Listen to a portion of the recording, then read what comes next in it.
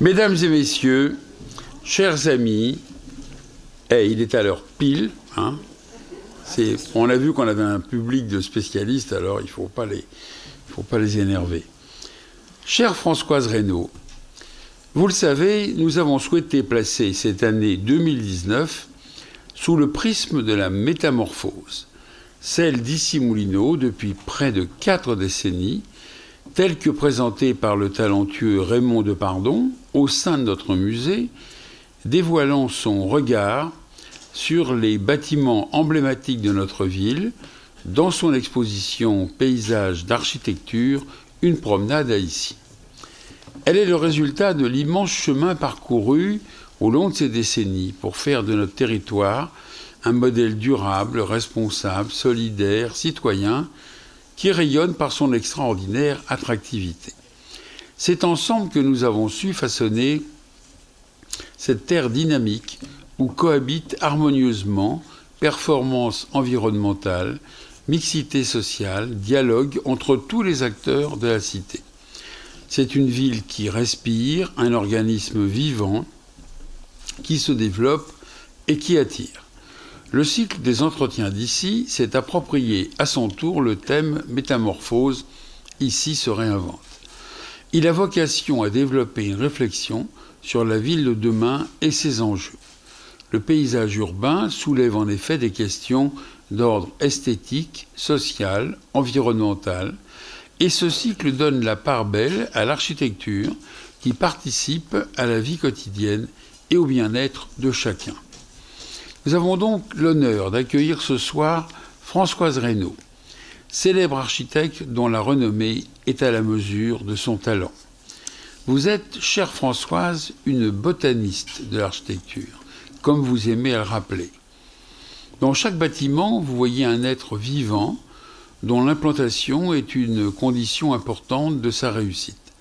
Cette implantation doit maximiser le bien-être, concilier l'envie de vivre simultanément à la campagne et à la ville, révéler le besoin de nature tout en restant connecté aux autres et aux services de proximité. C'est bien là tout le pari audacieux de la politique de développement de notre ville, dans laquelle vous avez su trouver un terrain d'expression dans notre ZAC du Pont d'Issy, contribuant à renouveler le quartier en un espace de mixité, comprenant des logements, des commerces de proximité, des bureaux, une crèche en bord de Seine. Votre recette, si je puis me le permettre, c'est un savant mélange de biodiversité et d'urbanisme, de végétalisation et d'innovation architecturale. Nous pouvons citer quelques-uns de vos plus grands ouvrages, en premier lieu l'immeuble Aquarelle, qui accueillera, ce n'est pas rien, le siège de Capgemini, que nous inaugurerons le 4 avril prochain. Vous êtes au courant, moi? Même pas. J'ai reçu l'invite. Ah, vous avez reçu une invitation. Je n'oublie pas non plus les tours haute définition et fusion, qui accueilleront dans cette même ZAC du Pont d'Issy logements et bureaux. Elles ne sont même pas commencées, il n'y a même pas la première pierre, et hop, Capgemini les a déjà achetées. Ça y est, merci. Il y a toujours un... Bon, hein. Moi, je plaide pour qu'on supprime le téléphone portable, parce que les gens ne savent pas s'en servir. Alors, bon, ça fait un peu EHPAD, hein, comme c'est à la mode. Vous avez... C'est le délégué à l'urbanisme, c'est pour ça que... Vous avez travaillé, chère Françoise, pendant près de 2 décennies aux côtés de Jean Nouvel, pilotant la Tour Sans Fin, la Tenega Tower en Malaisie, la Dentsu Tower à Tokyo, livrée en 2002, et n'oublions pas non plus le musée du Quai Branly. Après avoir créé votre propre agence en 2005, l'Ossi Anima, vous direz ce que ça veut dire, vous multipliez les réalisations d'envergure jusqu'à remporter en 2014 le concours de tour mixte de 110 mètres à New York avec notre autorisation, devenant la première femme française à construire une tour à New York, qui plus est, dans le prestigieux quartier de Manhattan. Avant de vous laisser la parole, il me faut vous rappeler que le cycle des entretiens d'Issy se poursuivra dès le 11 avril prochain avec Daniel Liberskin, qui a remporté le prix Ground Zero, et qui va construire 2 tours chez nous presque comme Françoise Reynaud. Il me reste à vous souhaiter à toutes et à tous une agréable et enrichissante soirée.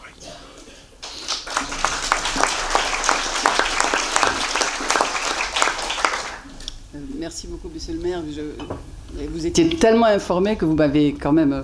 je pense que je vais redire beaucoup de choses, du coup, parce que je pensais que j'allais devoir me présenter. Et, bon, voilà. Donc, je pense que je vais passer quand même des images. Ça va vous donner plus de contenu.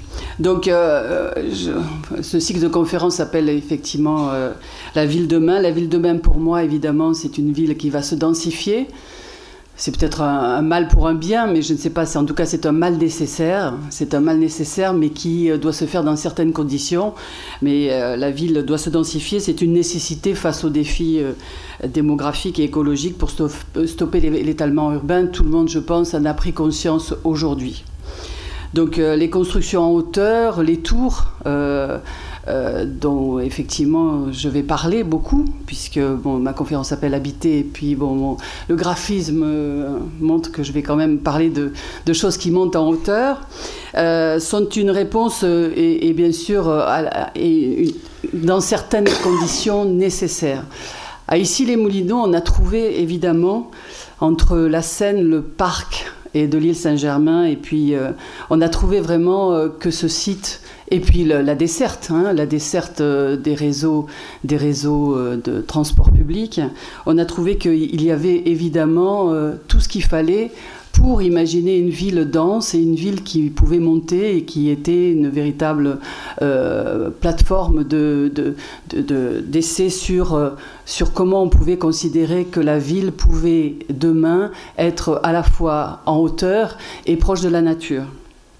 Donc c'était toute la démonstration, ça me rappelle des souvenirs parce que quand j'étais là la dernière fois c'était pour le projet du pont d'Issy où je passais l'oral, donc ça fait quand même quelques années déjà, et c'est vrai que voilà, j'avais fait cette démonstration et je pense que depuis je suis restée sur des idées que j'avais mis en place ici, et effectivement c'est des idées qui ont fait un peu aussi une carrière démarrée aux États-Unis maintenant depuis quelques années.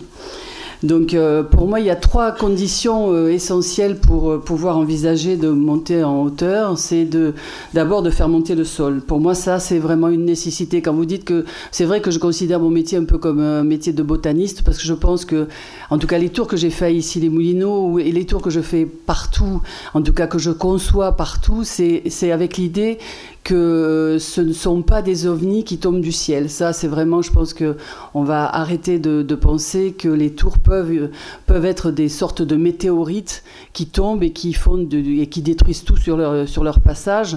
Donc, pour moi, une tour doit effectivement monter avec le sol et permettre de développer des surfaces à vivre, des surfaces extérieures, parce que aujourd'hui, l'homme urbain, il est coupé de la nature, doit retrouver ce contact avec la nature. Ça me paraît être les conditions essentielles pour la nouvelle urbanité.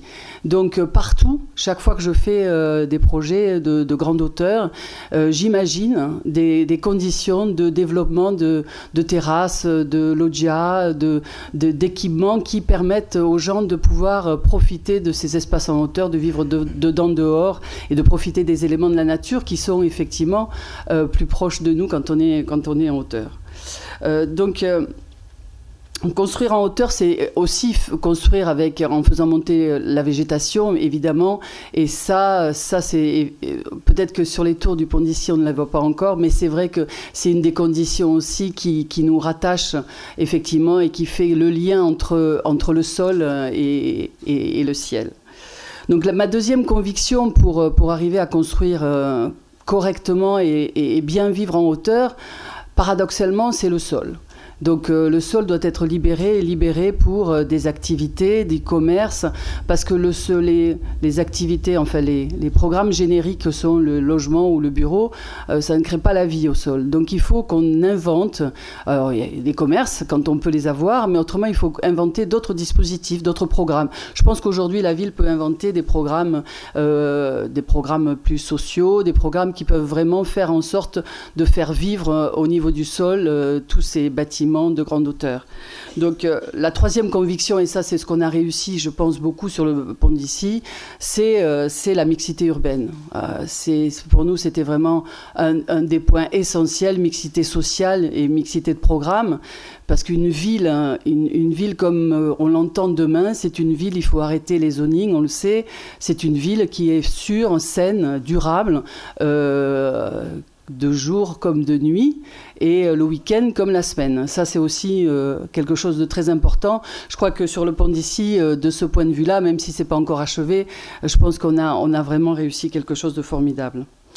Alors, avant de rentrer plus en détail dans le projet du pont d'ici, je voulais faire un petit tour d'horizon, mais vous étiez très, très informé, monsieur le maire, donc je vais un peu redire, parce que je pense que la nécessité de me présenter et de faire un... C'est vrai que les tours, j'en ai fait depuis le début de ma carrière. Comme l'a dit monsieur le maire, j'ai d'abord démarré avec Jean Nouvel, et mon premier projet... en fait, c'était un opéra.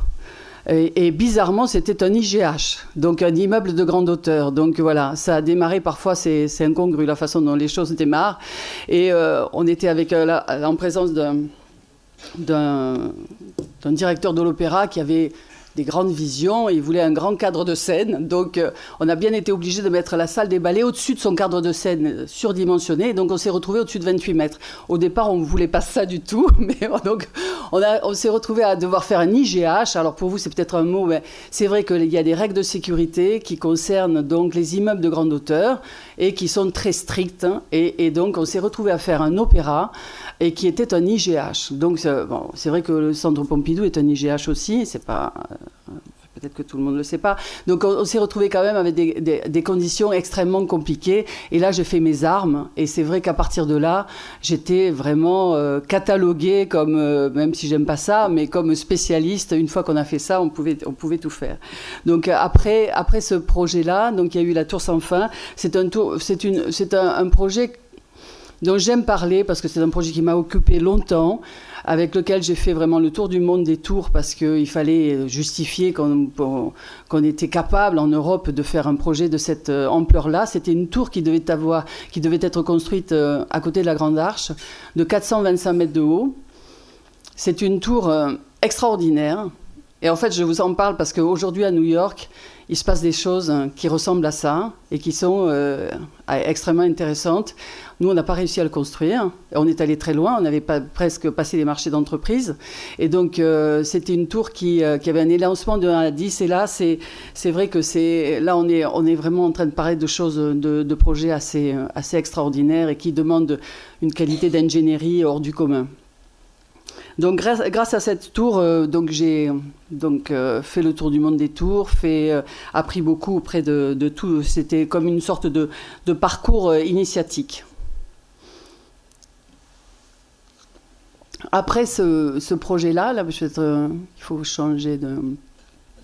Oui, donc ça n'est suivi beaucoup de grands projets. Je les cite rapidement, mais c'est vrai que aujourd'hui, par exemple, le projet de Baltic Exchange Norman Foster a gagné, qui aujourd'hui c'est le Cornichon à Londres, on l'appelle comme ça. La Tenaga Tower, Monsieur le maire en a parlé. C'est vrai que c'était aussi toute une époque où il fallait rivaliser en hauteur, parce que c'est vrai qu'il y a toujours cet imaginaire de la plus grande tour qui reste, qui perdure aujourd'hui. Moi, ça ne m'intéresse pas beaucoup, mais c'est vrai que c'est quelque chose qui reste gravé dans les esprits. Et puis enfin, il y a eu la Dentsu Tower, et ça, c'était une expérience formidable pour moi, parce que j'ai passé plus de 10 ans de ma vie en Asie, où j'ai découvert effectivement ces cultures asiatiques qui m'ont fasciné et qui m'ont façonné. Je pense que j'ai vraiment beaucoup travaillé en Corée, au Japon, après auprès de grands maîtres feng shui, parce que je faisais pas que des tours, je faisais aussi des choses où j'avais vraiment la nécessité de travailler aussi avec des grands maîtres feng shui qui m'ont apporté beaucoup de choses, en fait. Et donc maintenant, chaque fois que je dis que quelque chose n'est pas feng shui à l'agence, tout le monde se tait, personne ne sait pourquoi j'ai dit ça, mais donc ça me permet de refuser pas mal de choses assez simplement. Donc je pense que le feng shui, pour les gens qui ne le savent pas, c'est quand même une façon d'être en capacité de comprendre la nature et de construire en fonction des éléments.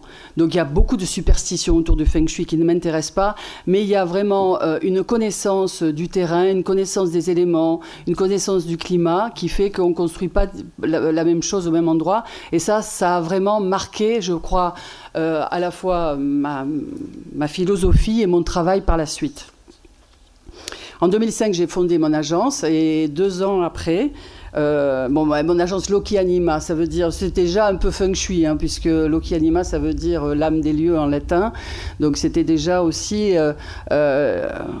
comprendre que le contexte, hein, le site était quelque chose d'absolument essentiel pour ériger un bâtiment.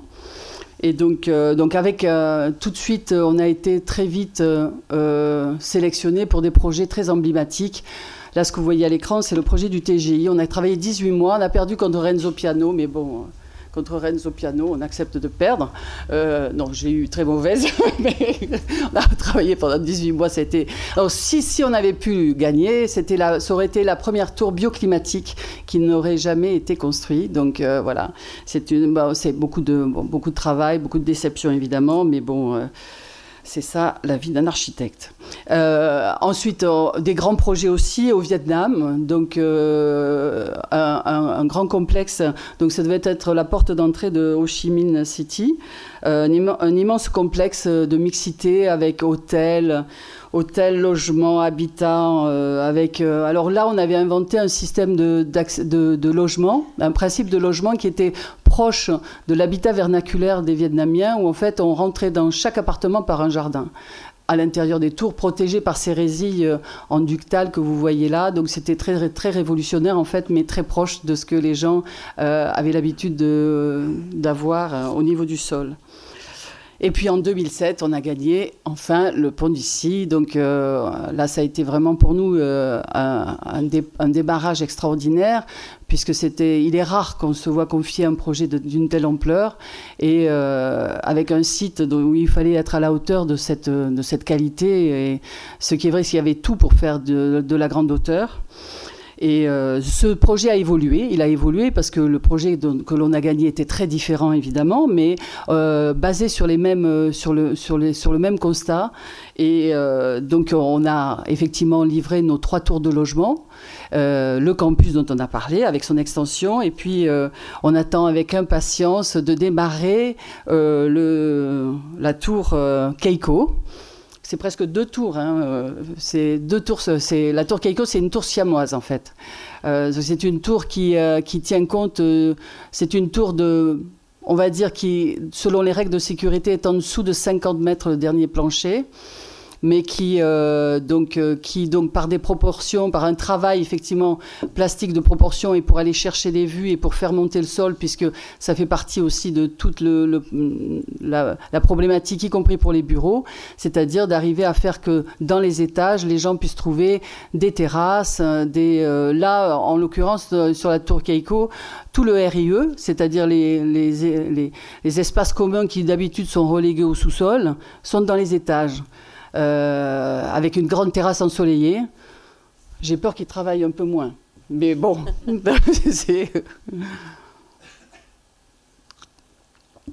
Ensuite, ça aussi vous l'avez dit, en 2014, et grâce vraiment à tout le travail qu'on avait fait sur le pont d'ici, sur une nouvelle façon de voir la hauteur, de faire monter le paysage dans les étages, on a été sélectionné pour une tour à New York, et on a gagné. Donc on a gagné une tour qui était une tour vraiment révolutionnaire par rapport à ce qui se faisait à New York à l'époque. Aujourd'hui, New York est en train de changer, je vous en parlais. C'est une tour qui fait monter le sol, et qui est effectivement qui offre à chaque appartement ce qu'on a appelé un pocket garden, c'est-à-dire que chaque appartement a, on peut changer d'image. Voilà. Donc, alors il faut voir qu'à New York, les surfaces des logements sont le double. Il ne faut pas vous... Donc, ça, c'est peut-être juste un T3. C'est vraiment, donc à chaque fois, le double de nos surfaces. Donc là, vous voyez le sol de l'appartement qui est prolongé par un pocket garden. Et vous voyez l'arbre qui est dans le pocket garden de logements d'en dessous. Alors, parce que les tours sont construites dans des climats différents, évidemment, il faut s'adapter. Donc là, en fait, chaque pocket garden, pour pouvoir être utilisé convenablement, était protégé par des écrans de verre. Et c'est ce qui a fait qu'on a appelé cette tour le millefeuille de verre. Voilà, vous l'aurez compris au travers peut-être de tous ces exemples de tours qui ont été construites ou pas, que construire une tour, c'est effectivement, le jeu de mots, c'est vraiment un tour de force. C'est très compliqué. Il y a une temporalité, on en parle souvent, c'est une temporalité, donc une tour, elle peut se faire un instant T, et le lendemain, c'est fini, c'est plus possible. Donc il y a vraiment une temporalité qui est terriblement stressante, on va dire. C'est que on travaille beaucoup, c'est des projets très ambitieux, mais il y en a très peu qui finalement voient le jour. J'ai l'habitude de dire que c'est comme une boule d'énergie. J'aime bien cette idée-là, que c'est de la matière grise qui se transforme en matière inerte. Mais c'est ce passage de la matière grise à la matière inerte qui, pour moi, est capital, qui, elle, est très volatile et on a effectivement énormément de mal à la concrétiser. Et voilà. Et donc, tous les projets que j'ai faits qui ne se sont pas construits, ils existent en moi et je me dis qu'il y a toujours un moment où ils vont renaître, puisque l'énergie ne se perd jamais, comme vous le savez, mais qu'elle se transforme. Donc, alors je me suis dit souvent, pourquoi, qu'est-ce qui attire? Parce qu'il y a une fascination pour les tours. Après, on reviendra sur, il n'y a pas qu'une fascination, il y a parfois aussi beaucoup de réticence. Et je me suis dit, qu'est-ce qui fait qu'on est fasciné par les tours? Est-ce que c'est cette difficulté dont je parle de les construire? Parce que c'est vrai que donc du coup ça fait des objets assez rares et donc exceptionnels. Mais je pense que c'est pas que ça. Donc il y a l'image de la puissance, de la force. Effectivement, c'est vrai que ça existe. Il faut voir la compétition que se font les gens dans le monde entier, les villes, pour arriver à avoir la tour la plus haute du monde. C'est vrai que c'est une compétition, effectivement, un bras de fer pour avoir ce qui est le plus haut. Tout ça m'intéresse pas beaucoup, mais bon, ça existe. Donc je me suis dit qu'il y avait quand même autre chose, puisque moi aussi je suis fascinée par les tours, donc ça devait être autre chose. C'est une sorte de fascination universelle que j'ai ressentie, et pour le gigantisme. Et je pense que ça, c'est ce rapport d'échelle. Et moi qui suis architecte, ça m'intéresse. C'est comment en fait des objets qui sont plus à votre échelle sont effectivement assez renversants et fascinants.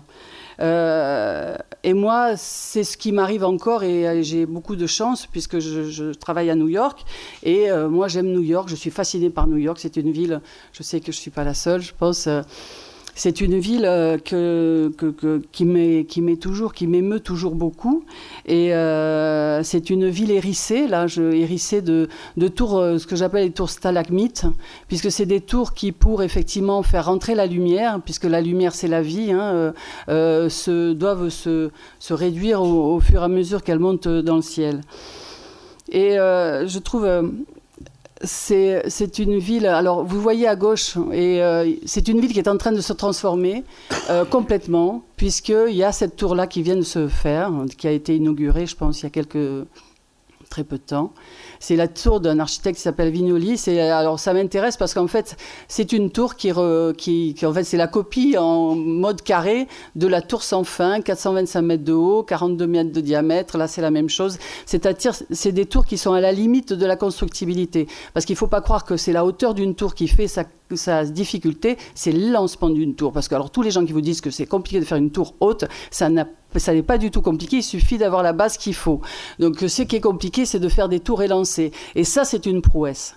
Et c'est une prouesse qui va changer New York, parce que cette tour a eu un tel succès qu'il y a, voilà, donc je vous montre une multitude de tours qui sont en ce moment en train d'être conçues sur le même mode. Il se trouve qu'en plus, les tours fines sont vertueuses parce qu'elles portent moins d'ombre. Donc en fait, le skyline de New York est encore en train d'évoluer, de changer. Et ça fait partie aussi de la fascination pour cette ville. C'est une ville qui est en permanence en mouvement. Quand on voit ici, chaque fois qu'on change quelque chose, les complexités que ça amène, et que là-bas, tout se fait et tout se transforme en permanence, c'est vrai que ça fait un peu rêver, il faut dire. Alors oui, je disais que cette fascination pour New York, moi je me suis dit, bon, si c'est pas la puissance, si c'est pas l'éphémère, si c'est pas la difficulté, je me dis, mais qu'est-ce que c'est?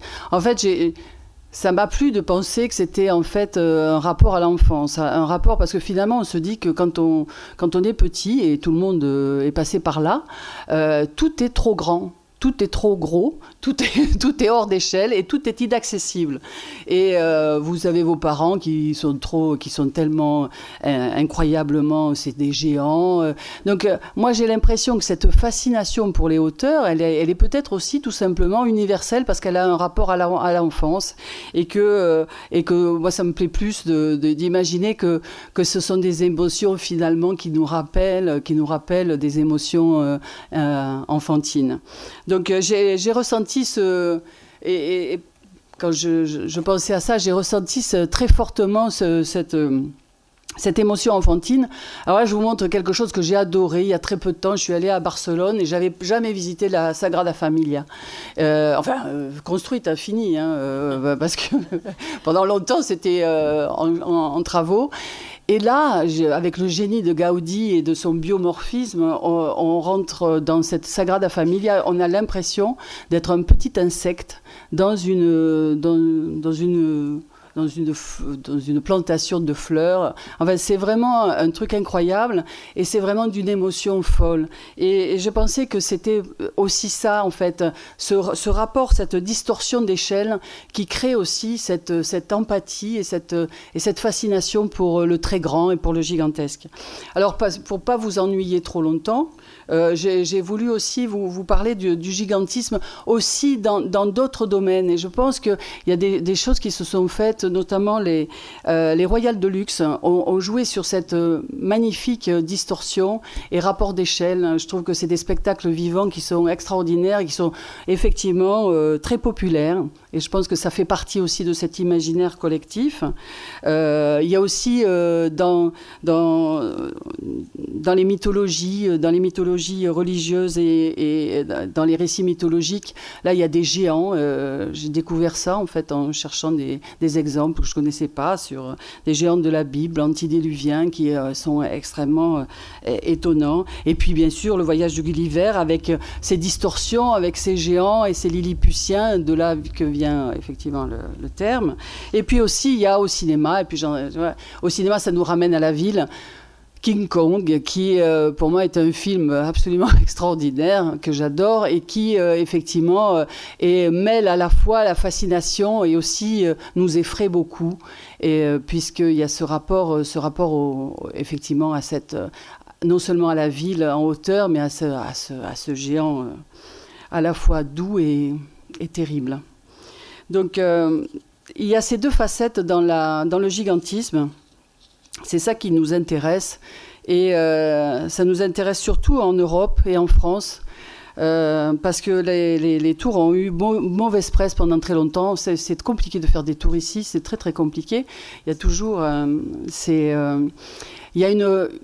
il y a une mémoire vive de ce qui s'est passé après-guerre et puis même avant, puisque en fait les architectes français ont mélangé les tours et l'urbanisme, et un urbanisme sauvage, on va dire, dogmatique, ces urbanismes de dalles et ces urbanismes on va dire, qui sont des grands ensembles.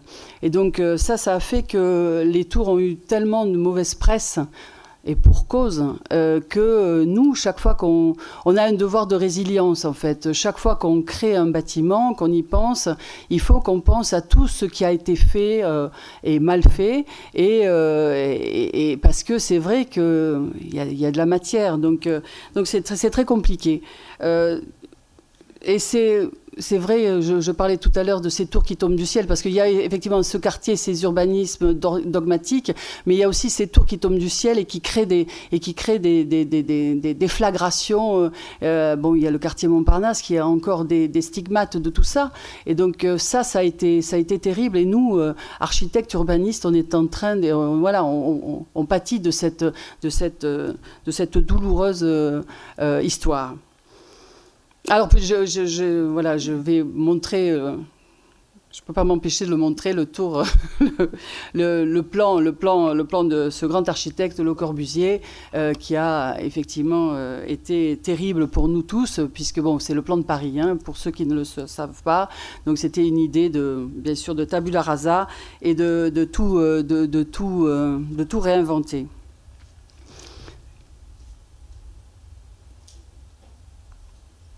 Alors, oui, donc nous, on va réinventer, mais on va réinventer différemment.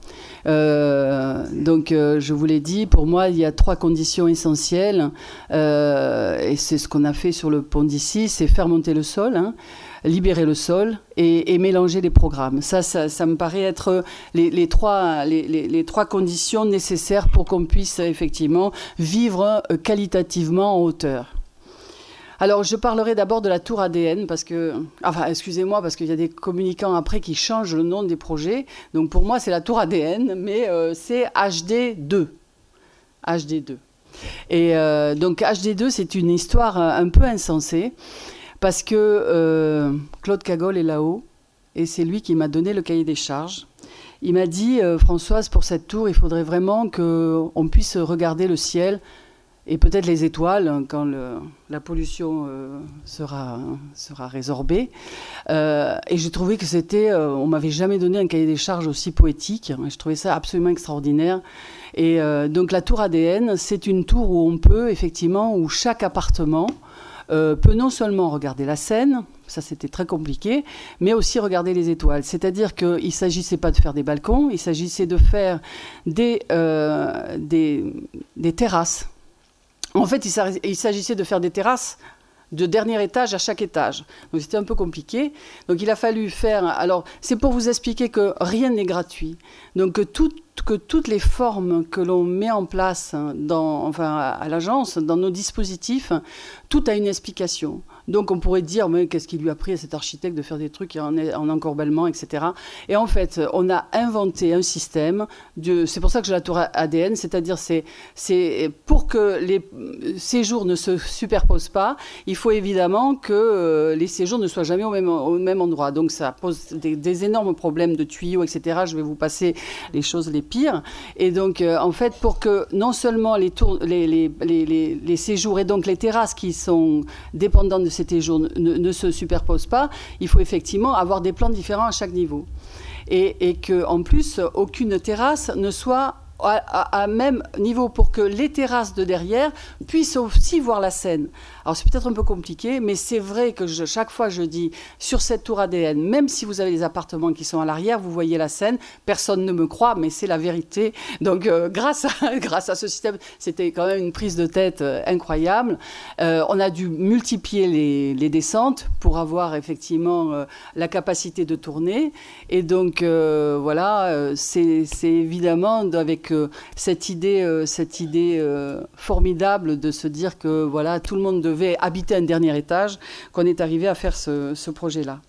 Ensuite, sur le même principe de faire... Alors tout ça, bien sûr, ça permet aussi sur chaque terrasse de planter des vrais arbres, parce qu'on n'est pas sur des petits balcons, parce que alors, je vous passe les problèmes de stabilité des balcons si vous mettez des grands arbres, etc. Là, donc, comme c'est construit sur des éléments véritablement construits, c'est des vraies terrasses, là, on peut planter. Donc, si quelques personnes ici habitent l'ADN, ne vous privez pas, vous pouvez planter des grands arbres, ça ne va pas s'effondrer. Donc, ensuite, il y avait la tour, alors que moi, j'appelle Koala, et qui s'appelle HD1. Alors, HD1... Elle était un peu en retrait de la Seine, et elle était surtout liée et on avait vraiment la volonté que la tour sociale et la tour accession soient la même tour. On n'a pas pu le faire véritablement, mais donc on a fait un socle commun, on a fait une expression commune, on a fait quelque chose qui était vraiment très proche. Et là, il fallait inventer aussi un nouveau dispositif, mais toujours avec la même idée de faire monter le sol, de faire en sorte que tout le monde puisse avoir des grandes terrasses. Il faut voir que sur ce projet-là, on a construit autant de terrasses que de surfaces utiles. Donc c'était vraiment une grande performance. Donc pour ça, il fallait donc cette géométrie qui a l'air complètement farfelue et aléatoire ne l'est pas du tout. Donc en fait, puisque chaque terrasse étant superposée, on a voulu qu'à chaque fois, il y ait des zones où il y a le soleil qui puisse passer.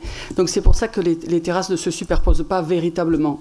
Donc c'est cette géométrie. En plus, vous voyez, dans les garde-corps, il y a aussi des sortes d'une géométrie un peu particulière parce qu'on a lancé des drones, on a des drones avec des appareils photo qui ont pris des photos et on savait pour chaque appartement, on n'a pas voulu rater la belle vue.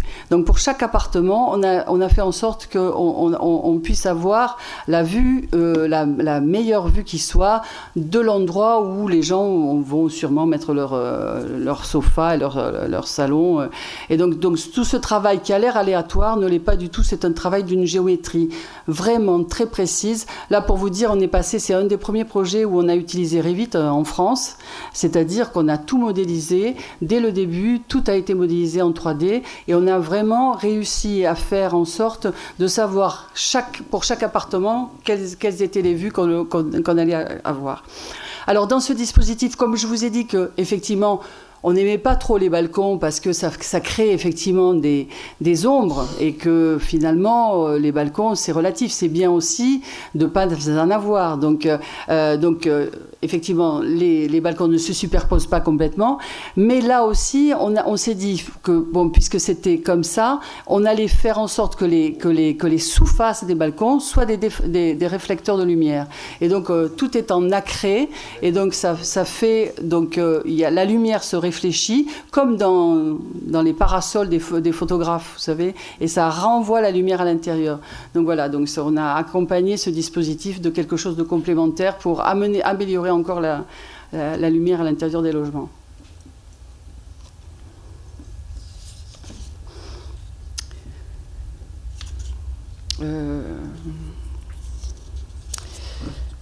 Donc là, donc voilà, pour vous dire que les trois, là c'est une tour qu'on a perdue dans un site à Strasbourg. C'était pour vous dire que avec la même vigilance, la même volonté de travailler par rapport au site, par rapport à faire monter le sol, etc., on peut avoir des natures de projets totalement différents. Il n'y a pas de dogmatisme au niveau de l'esthétique. Donc là, en fait, c'est à Strasbourg, c'est dans des sites industriels. J'ai fait une tour toute en briques. Qui ressemble à un silo industriel et où les logements sont entièrement, effectivement, à chaque étage, on a des loggias périmétriques. C'est à Strasbourg. Ce qui est formidable, c'est qu'en été, les loggias, ça protège vraiment du soleil et en hiver, ça peut se fermer. Donc voilà, la typologie de cette tour, elle est totalement liée au climat, à sa situation dans un site particulier et à un climat. Mais c'est toujours avec cette même volonté de créer des espaces extérieurs pour la ville de demain, évidemment. Donc à Saint-Malo, ensuite, alors ça c'est la tour Inventaille, c'est un projet qui a été abandonné. Bon, ça fait partie des problèmes des tours. C'est des projets audacieux et parfois tous les maires ne vont pas jusqu'au bout. Donc celui-là n'a pas réussi à aller jusqu'au bout de cette formidable opportunité, puisque on était à côté de la gare, là aussi le site s'y prêtait. C'est la tour Éventail. Donc en fait c'est un projet qui se déploie et dont les terrasses tournent autour d'un axe et qui se déploie donc au sud d'abord quand on n'a pas la vue et petit à petit on vient switcher pour aller chercher la vue sur la mer. Donc voilà, donc c'est Donc c'est un projet qui était aussi un projet très mixte. En fait, cette configuration d'éventail dégageait des surfaces énormes en dessous et on faisait des grandes halles gourmandes, des espaces qui devaient recevoir les marchés. C'est vrai qu'en Bretagne, il pleut un peu, donc c'était tout à fait adéquat par rapport au climat. Et donc, voilà. Et donc toutes ces terrasses qui venaient petit à petit donc, se tourner vers la plus belle des vues et vers la mer. Voilà, donc en fait, tous ces projets que je vous ai présentés, c'est pour vous montrer que ce qui est important, c'est qu'aujourd'hui, construire en hauteur, c'est évidemment penser d'abord au site, penser à la nature, penser à la ville demain et la façon dont on peut y vivre et qui n'a plus rien à voir avec ce qu'on a pu construire dans les années 50, 60 et que, évidemment, on ne construira plus, je l'espère. Alors, prendre de la hauteur, pour finir, je voudrais revenir sur mon histoire de lilliputien et de géant. Et parce que je pense que en fait, ce qui se passe, c'est que autant on est fasciné par les tours quand on est le lilliputien et qu'on les regarde, je pense que vivre en hauteur, c'est une façon aussi peut-être de à son tour être une sorte de géant. On peut avoir l'image de l'Empire State où on voit que en fait voilà. Donc, je pense que vivre en hauteur, c'est peut-être tout d'un coup devenir un géant à l'abri et plus proche du soleil, de la nature, mais de voir comme ça des petites voitures, des gens minuscules, on est rassuré, je pense que c'est une façon aussi d'être en sécurité, moi je dirais. Donc en fait je me suis dit mais peut-être que ça nous ramène peut-être aussi vivre en hauteur à quelque chose de peut-être plus primitif que ce qu'on imaginait et qu'on partage aussi avec le monde animal. Et que finalement, vivre en hauteur, c'est peut-être tout simplement un peu nidifié. Voilà. Voilà, j'ai fini. Bravo.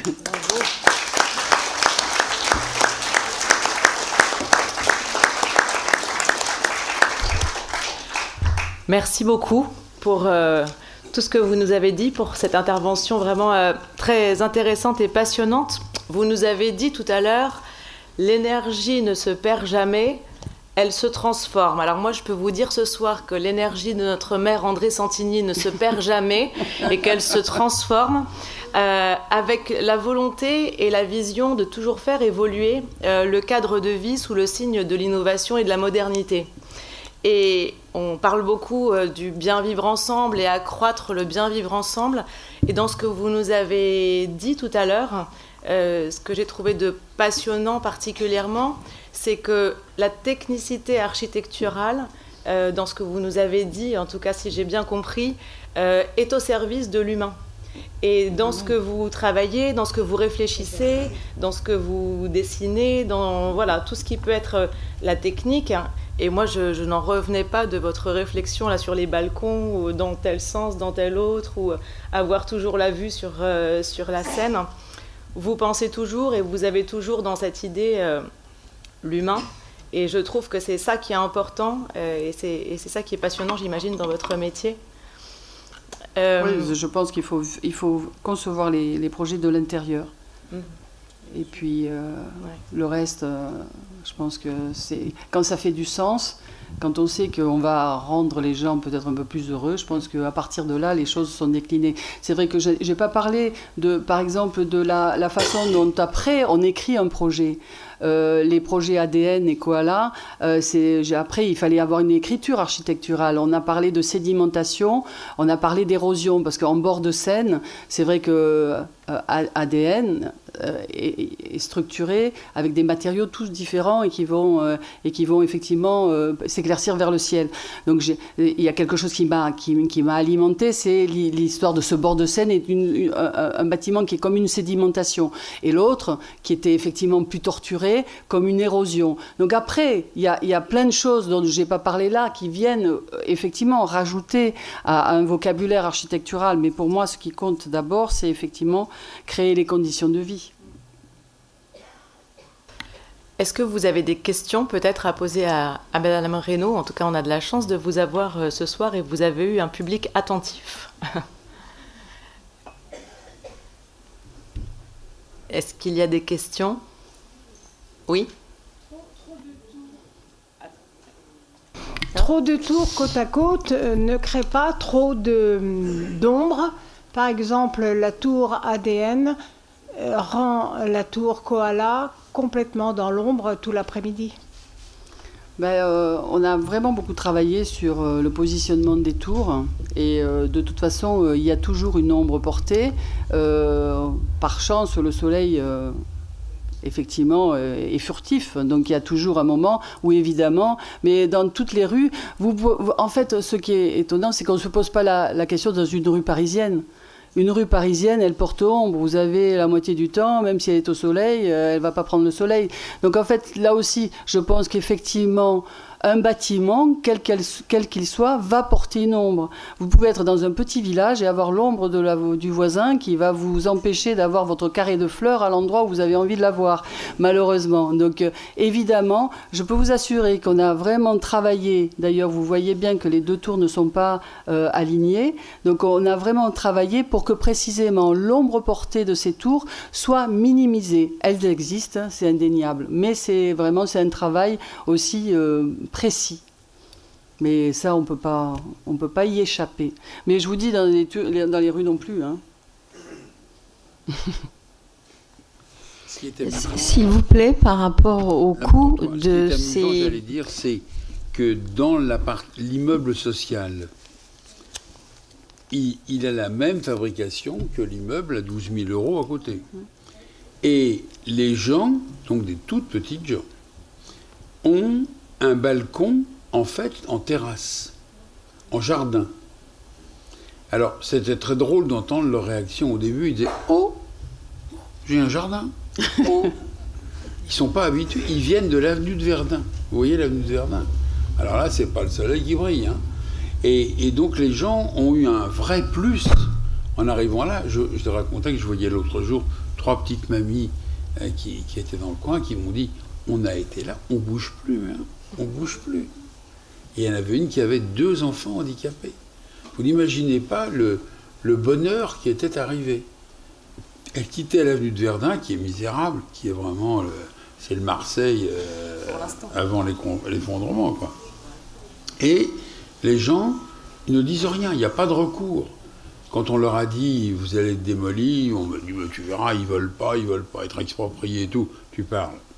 On voyait l'avenue de Verdun, et ce qu'ils ont aujourd'hui, la Seine, l'île Saint-Germain, enfin, vous voyez, c'est le métro à côté, enfin, eux, ils sont à côté du futur métro dans X années. Hein.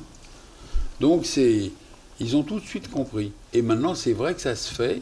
Ce matin, j'étais chez Bouygues, là, et il y avait l'architecte Carlo Ratti qui expliquait qu'aujourd'hui, le but de l'architecte, c'est de faire entrer le jardin dans la ville.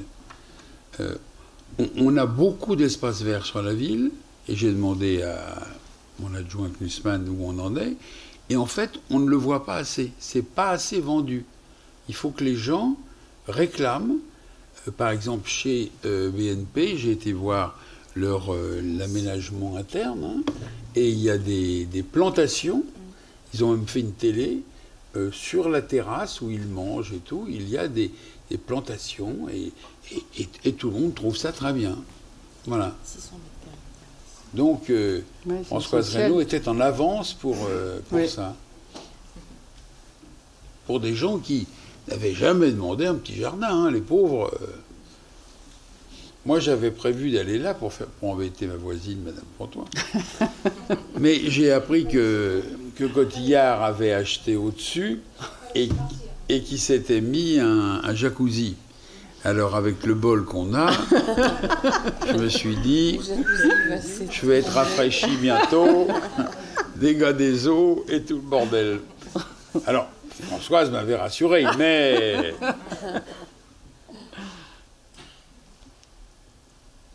Oui, une autre question.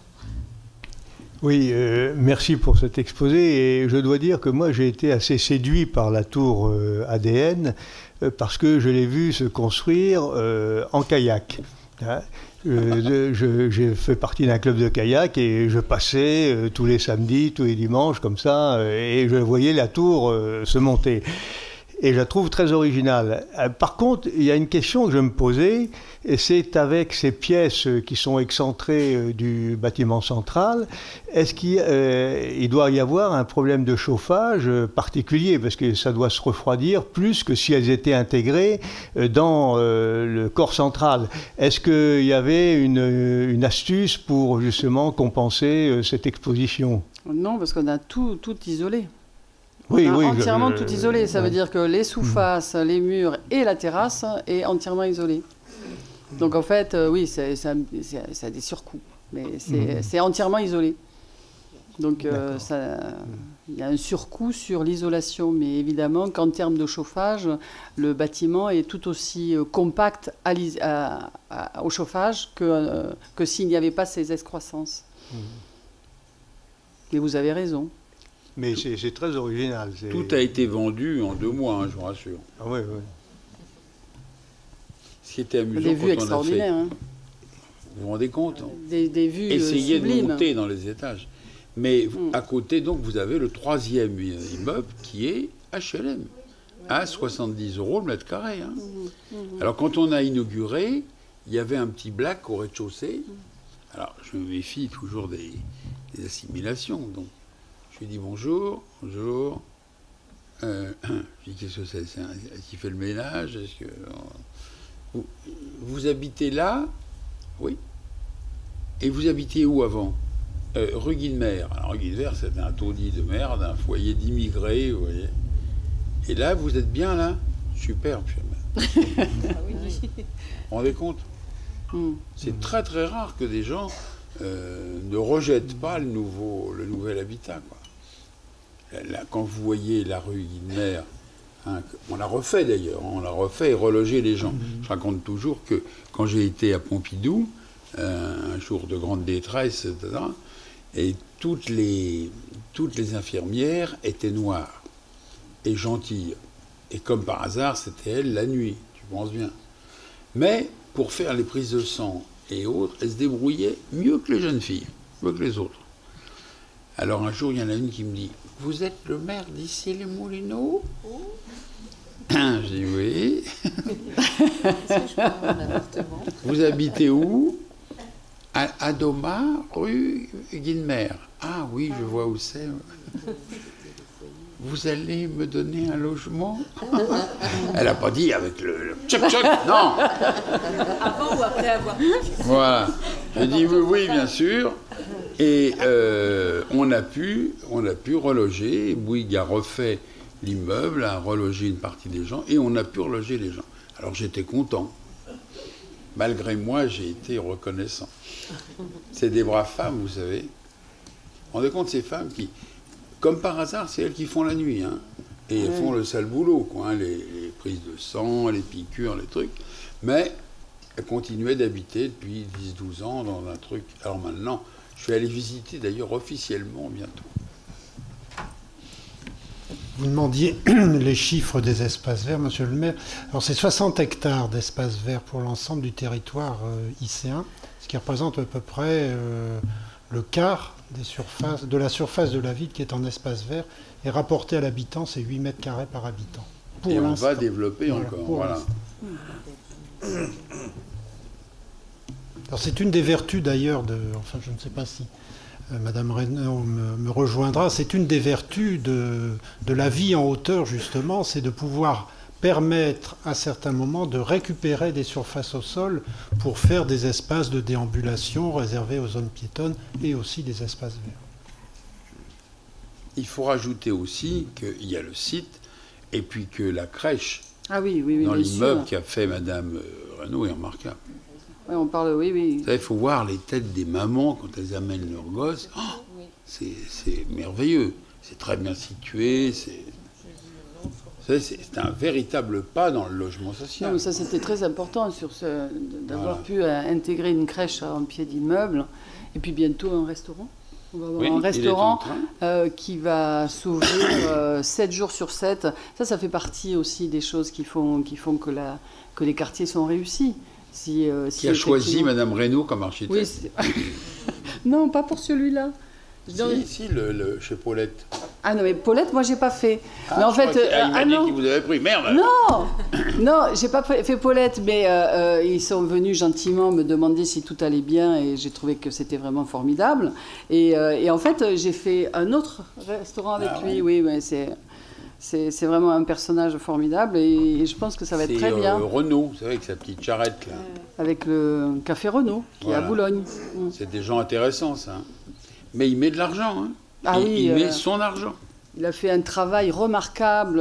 Vraiment, il m'a montré tout ce qu'ils avaient fait avec leur architecte. Remarquable. Vraiment, un travail vraiment sur l'isolation. Non, je pense que c'est. On s'est battu un peu avec le promoteur parce qu'il voulait mettre, pourquoi, un Lidl. Je dis un Lidl dans un immeuble comme ça, enfin, on ne trouvait pas, non. Alors on s'est bagarré pendant quelques mois. Moi, je préférais mettre un restaurant actif, etc. Bon. Et puis à la fin, j'aurais dit, l'année prochaine, vous mettrez un Javel Lacroix, ce sera très bien. Il faut se battre tout le temps. Hein. Ouais. Alain, tu voulais intervenir? Vous gagnez souvent, non? On gagne de temps en temps. Oui, merci Fabienne. Moi, je voulais prolonger la réflexion collective sur ce que vous avez dit au tout début, c'est-à-dire qu'il faut densifier. Densifier pour la démographie, mais densifier aussi pour le développement durable, ce qui est très important. Donc, je crois que il faut que ça fait partie des choses que l'on doit intégrer tous, y compris les gens qui disent « Ah, vous construisez trop, etc. » Bien au contraire. Et comme le disait mon collègue, effectivement, pour libérer des espaces au sol, il faut effectivement, en hauteur, que ce soit un petit peu plus haut. Je réponds aussi un petit peu, pardonnez-moi, à la réflexion de Tatiana sur l'ensoleillement. Moi, j'ai commencé à aimer les tours quand je suis allé pour la première fois à New York, où j'ai regardé les tours et j'ai dit, mais qu'est-ce qu'on a comme soleil malgré les tours? Et ça, c'est une... Et vous l'avez bien montré quand vous avez fait une projection de New York 2025, sur lequel, effectivement, il y a toujours de l'ensoleillement, malgré ces tours dites de grande hauteur. Et moi, je voulais vous féliciter parce que vous faites aussi partie de cette génération de nouveaux architectes. Au XXe siècle, on construisait, vous savez, on a eu l'urbanisme. Des bureaux, on avait les mêmes à New York, à Paris, à Londres, le vert et puis tout ce qui était vert et autre chose. Aujourd'hui, on végétalise les immeubles. Et ça, c'est nouveau et c'est européen. Et je crois que vous donnez effectivement, et je suis content qu'une ville comme ici, les Moulineaux, donne un petit peu l'exemple, car effectivement, on donne cet exemple dans le monde entier, que le nouvel urbanisme du XXIe siècle, on est déjà en avance, sera végétalisé. Donc proche de la nature, proche des gens, mix comme vous le dites, vraiment avec une réflexion. Alors moi je suis aussi frappé de la réflexion que vous avez sur les balcons et autres. Enfin, en tout cas bravo. Moi je suis en tout cas convaincu depuis des années, mais encore plus ce soir. Merci. Merci Anne. Merci beaucoup. Est-ce qu'il y a d'autres questions? Non. Il faudra être là pour Liborskine. Le 11 avril. Hein, la semaine prochaine. Et il faudra être là à l'inauguration pour entourer Françoise. Attention. Il y a une question là-haut? Oui, bonjour. Oui, je vous remercie pour cet excellent exposé, magnifique. Une opération d'urbanisme contemporaine ambitieuse. Et les ambitions architecturales et urbaines de la ville d'Issy-les-Moulineaux sont avérées dans ce quartier. On l'espère également dans le cœur d'Issy. Je voulais rebondir sur la densification et sur ces ambitions urbaines parce que dans Issy-les-Moulineaux, il y a aussi beaucoup de petits quartiers. Il y a beaucoup d'autres quartiers qui sont densifiés du fait de cette inévitable et normale densification au site urbain. En particulier du côté de Clamart, Issy-les-Moulineaux, Clamart, Vanves et la nouvelle gare du Grand Paris. Là, il y a une avenue, l'avenue du Général de Gaulle, qui était pavillonnaire, et les pavillons sont remplacés petit à petit par des petits immeubles de 3-4 niveaux. Et malheureusement, là, alors excusez-moi, c'est une petite critique, ou alors votre ambition architecturale est un petit peu freinée dans ces endroits-là, mais malgré tout, quand on voit ce qui se construit, on regrette beaucoup qu'il n'y ait pas une ambition architecturale également pour ces petites opérations. C'est-à-dire qu'en fait, je pense que pour une opération réussie, architecturale ou urbaine, Il y a un architecte, il y a un promoteur, il y a monsieur le maire. Et les ambitions de monsieur le maire, qui est moteur. Et donc, je pense que c'est dommage, vraiment, que l'avenue du Général de Gaulle, où on voit les premières opérations sortir, soit peut-être quand même d'une échelle bien inférieure. Et c'est vraiment dommage. Je crois que la ville, c'est partout. Et qu'à cet endroit-là, peut-être un projet même urbain sur l'avenue du Général de Gaulle aurait pu répondre à des attentes. Voilà. L'adjoint à l'urbanisme va répondre. Mais vous avez raison, madame. On a effectivement des remarques. Les gens disent la ville change bien, ce qui est fait est beau, et de temps en temps, bon, ben là, ça fait un peu cage à lapin. Enfin, c'est pas, dans l'ensemble, c'est pas laid. Mais madame a raison, l'ensemble n'est pas traité. Alors, monsieur l'adjoint.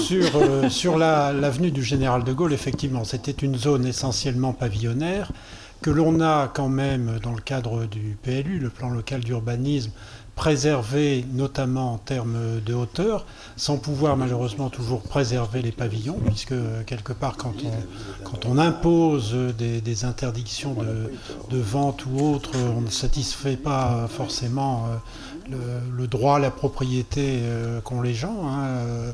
Le droit à la propriété, c'est le droit de posséder, mais c'est aussi le droit de pouvoir céder son bien au moment où l'on veut. Mais sur les programmes qui sortent, vous avez pu remarquer d'abord qu'ils sont bas, effectivement.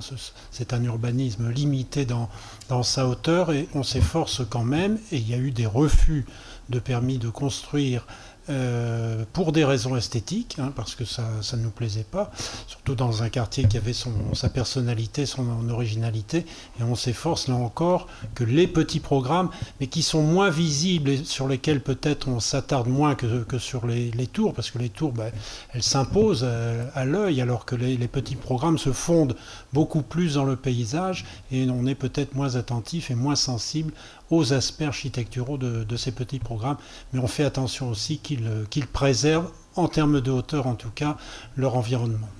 Et n'hésitez pas à nous écrire, madame. On saisira les oreilles de l'adjoint. Je raconte toujours que j'étais l'autre jour à l'hôpital suisse, comme beaucoup, parce que j'aime bien y aller, mais alors là c'était pour des raisons médicales, bien sûr. Et puis il y a une infirmière que je connais, qui est là depuis 10-12 ans, qui vient, hop, me dit, dites donc, monsieur le maire, oui, votre copain devant vous, vous avez vu ce qu'il fait? Non. Il démolit tout. Oh, n'exagérons pas. Moi, ma maison. Ah, voilà, ils vont démolir votre maison. Et qui est-ce qui démolit? La franco-suisse. Oh, franco-suisse, c'est pas mal, c'est des gens gentils, puis ils donnent un peu d'argent quand même. Oui. Et quand j'ai vu le maire de Vanves, je dis, fais gaffe. Parce qu'à Vanves, ils ne sont pas habitués aux grandes opérations d'urbanisme. Alors quand ils ont vu arriver les bulldozers, etc., ils ont dit, qu'est-ce qui se passe, c'est le tremblement de terre. Et, vous voyez, il m'a dit, tiens, j'ai vu ta copine. Voilà, on sert à quelque chose. Donc, madame, ne pensez pas, vous avez parlé dans le vide. On va s'occuper de ça. N'est-ce pas, monsieur l'adjoint?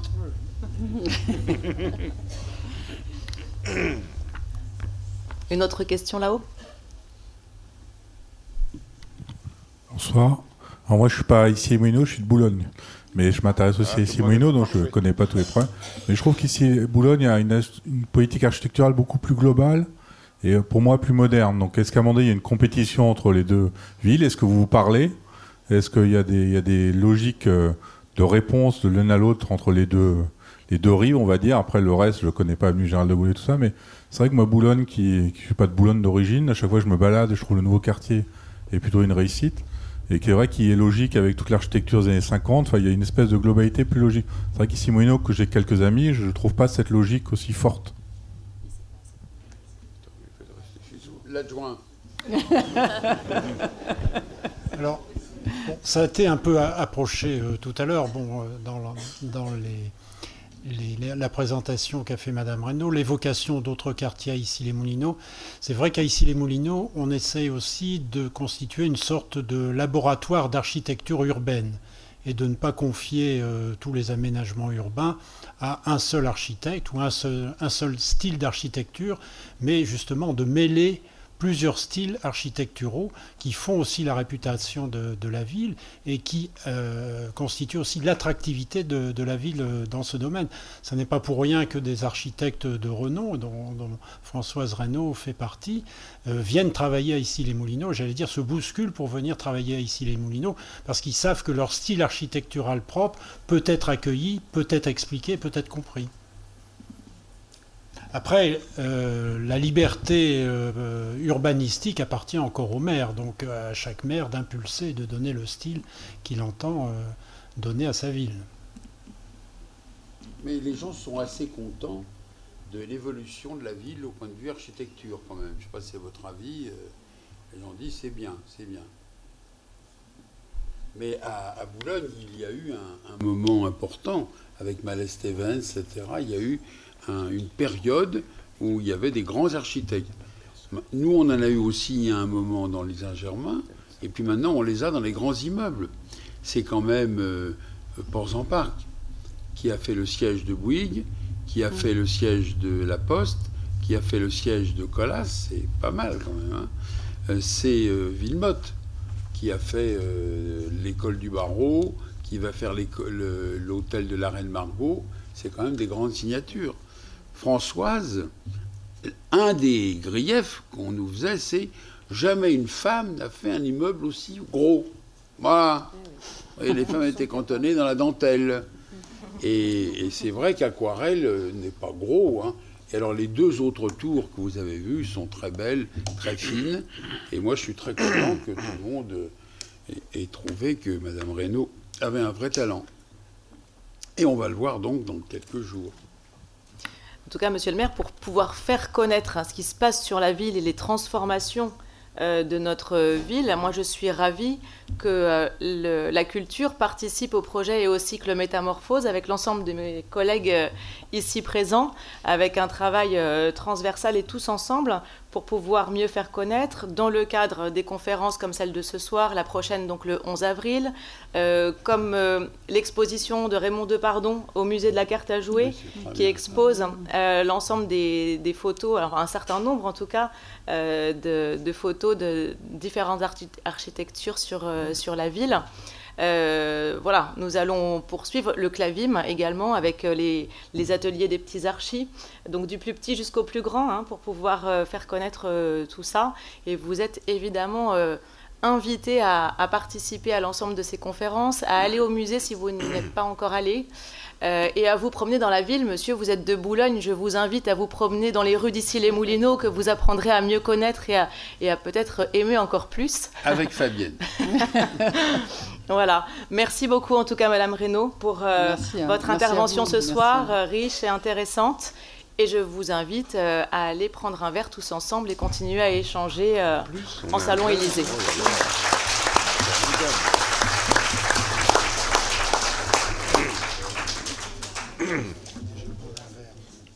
Merci alors. Oui. Hein? Non, non, mais c'est gentil. Merci. Ouais, vous m'avez bien aidé, hein, les garçons. Là, bah oui. Sans vous, là, ce soir... Bah, sans faire de l'ombre à mon collègue, j'adore l'architecture. Mais c'est vous qui m'avez donné cette... Non, mais j'aime bien.